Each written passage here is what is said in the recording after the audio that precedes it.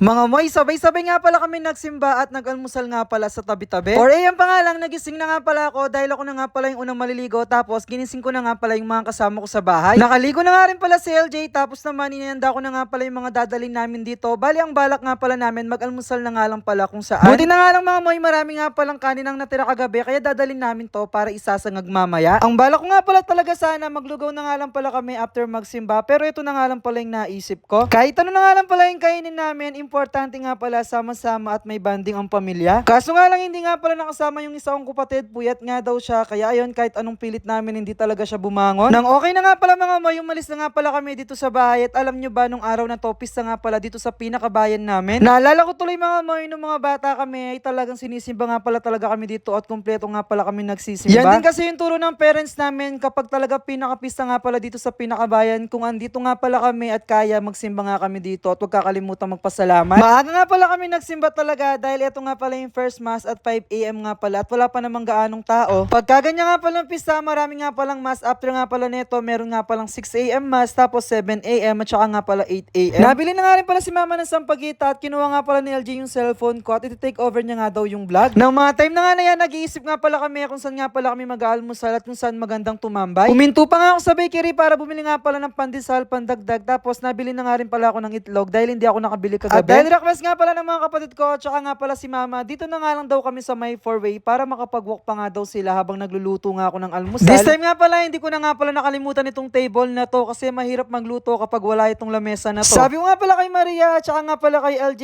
set up na nga pala itong mga camping chair at tsaka nga pala itong camping table. Napakaliwalas nga pala na itong napili nga pala naming pwesto at talagang nasa lilong nga pala kami at sa ilalim ng mangga. I-manifest lang natin mga moy, sana soon or in the future magkaroon tayo ng maliit na farm, mga ganitong vibes. Gusto ko nga din pala yun. Simpleng buhay pero masaya. Tapos nga pala walang nangingialam. Eto nga pala, nag-start na nga pala ako mag-prepare dito para makapagluto na. Iniwaiwa ko na nga pala itong spam. Korean luncheon meat nga pala yung gamit ko. Diyan yung mura nga lang ha. Yung spam medyo mahal kasi kaya hindi muna natin afford yun. Sinabi ko nga pala kay mama at kay tatay, ayan mag-walking na nga mula sila. Pero si mama lang at si kuya nga pala yung nag-walking. At dahil wala nga pala kami dalang bowl, dito ko na nga lang pala in-scramble itong egg dito sa may Korean luncheon meat na lata. Alam nyo naman, mababaw nga lang pala yung kasiyahan ko at mga ganitong banding ay talagang sobrang saya ko na, lalong-lalo na kasama nga pala ang pamilya. At yung pinakauli, ito nga pala, isasangag ko na nga pala itong kanin para makakain na nga din sila. Ang bilis nga pala ni kuya dito at saka ni mama. Ayan, tapos na nga daw silang mag-walking kaagad. Ang bilis naman. Naamoy pala nila itong niluluto ko. Ayan, luto na nga pala itong ating almusal. Meron nga din kaming saging dyan at saka yung pandesal na binili ko kanina. Kaso nga lang mga moy, ayan nga nung kumakain na nga pala kami, 4 lang pala yung camping chair namin. Ayan, iisipin ko na nga muna if mag-add to cart ako, dadagdagan ko na nga rin pala ng 3